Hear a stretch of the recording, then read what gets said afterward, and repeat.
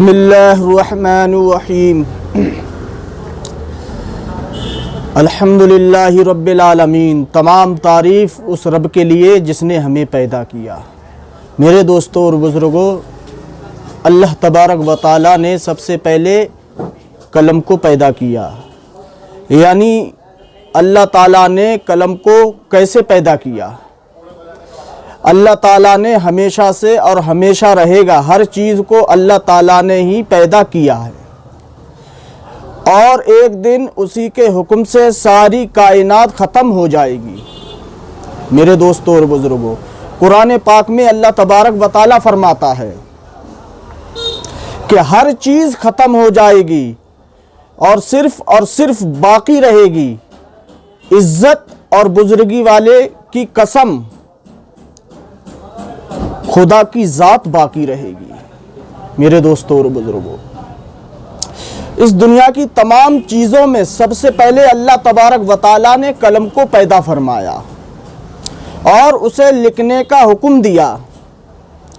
یہ حدیث پاک ہے ابو داؤد کی، اور پھر اس نے اس وقت قیامت تک ہونے والی تمام چیزوں کو لکھ دیا، یعنی قلم کو سب سے پہلے اللہ تبارک و تعالیٰ نے پیدا کیا، اور پھر اللہ نے حکم دیا کہ اے قلم، دنیا کی ساری چیزیں لکھ دے جو قیامت تک ہونے والی ہیں۔ اللہ اکبر! تو قلم نے ساری چیزیں لکھ دی۔ اللہ تعالیٰ نے اس سے قیامت تک کی پوری کائنات کی تقدیر لکھنے کا حکم دے دیا۔ اللہ اکبر! رسول اللہ صلی اللہ علیہ وسلم نے فرمایا، اللہ تعالیٰ نے مخلوق کی تقدیر کو زمین و آسمان کی پیدائش سے پہلے 50,000 سال پہلے لکھا ہے۔ یہ حدیث مصطفیٰ ہے اور مسلم شریف کی حدیث پاک ہے۔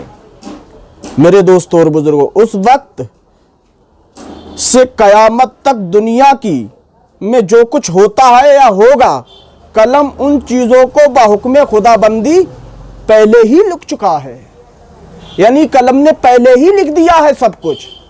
میرے دوستوں اور بزرگوں، سب سے پہلے اللہ تبارک و تعالیٰ نے قلم کو پیدا فرمایا اور قلم کو حکم دے دیا کہ اے قلم، دنیا میں جو بھی ہونے والا ہے، یعنی پوری کائنات میں جو بھی ہونے والا ہے، سب کچھ لکھ دے۔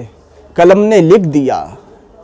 اور میرے دوستوں اور بزرگوں، اللہ تبارک و تعالیٰ نے فرمایا، سب سے پہلے قلم کو لکھنے کا حکم دیا کہ دنیا میں گناہ ہو رہا ہے، چوری ہو رہی ہے، جو کچھ بھی ہے، یہ سب کچھ قلم نے پہلے ہی لکھ دیا۔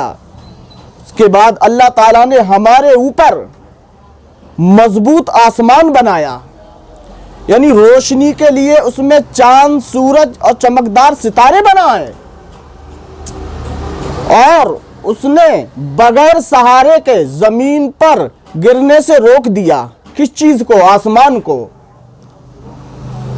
میرے دوستوں اور بزرگوں، جبکہ انسان ہلکی سی چیز کو بھی بغیر سہارے کے نہیں روک سکتا، مگر اللہ تبارک و تعالیٰ نے ہزاروں سال سے آسمان کو بغیر کسی ستون کے روک دیا۔ اللہ اکبر! روک کر اپنی زبردست قدرت کا اظہار کیا اور لوگوں کو اس میں غور و فکر کرنے کی دعوت دیتے ہوئے فرمایا کہ اب وہ نہیں دیکھتے کہ آسمان کو بغیر ستون کے کیسے بلند کر دیا؟ اے خدا کی قدرت ہے، خدا کی قدرت زبردست ہے۔ میرے دوستوں اور بزرگوں، آج آپ حضرات کے سامنے ہم حاضر ہیں کہ قلم کو کیسے پیدا کیا۔ قلم کو پیدا کرنے کے بعد سب سے پہلے کس چیز کا لکھنے کا حکم دیا، یعنی دنیا میں جو کچھ بھی ہونے والا ہے، جو کچھ بھی ہوگا، سب کچھ لکھ دے۔ قلم نے سب کچھ لکھ دیا۔ میرے دوستوں اور بزرگوں،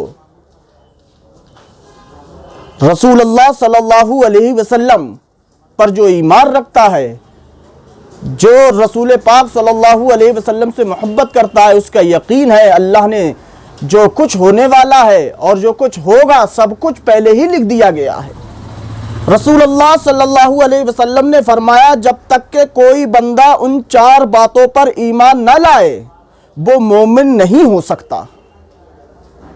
جب تک کہ بندہ ان 4 باتوں پر ایمان نہ لائے جب وہ مومن نہیں ہو سکتا۔ اس بات کی گواہی دے کہ اللہ تعالیٰ کے علاوہ کوئی عبادت کے لائق نہیں، یعنی وہ وحدہ لا شریک ہے، وہ ایک ہے، اس کے سوا کوئی معبود نہیں، یعنی اللہ کی ذات صرف ایک ہے، اس پر بھی ایمان ہونا چاہیے۔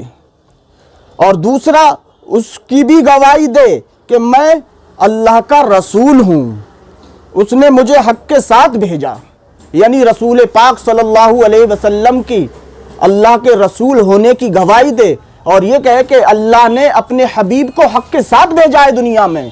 اور تیسری مرنے اور پھر دوبارہ زندہ ہونے کا یقین رکھے، یعنی مرنا اور زندہ ہونے کا یقین رکھے، یہ ساری اور تقدیر پر ایمان لائے، کیونکہ اگر یہ ساری باتیں مسلمان کے اندر ہے وہی مومن کامل ہے، اور جس کے اندر یہ باتیں نہیں ہیں وہ مومن کامل نہیں ہو سکتا۔ تو میرے دوستوں اور بزرگوں، اللہ پاک سے دعا ہے اللہ تبارک و تعالی ہمیں ان تمام باتوں پر عمل کرنے کی توفیق عطا فرمائے۔ السلام علیکم۔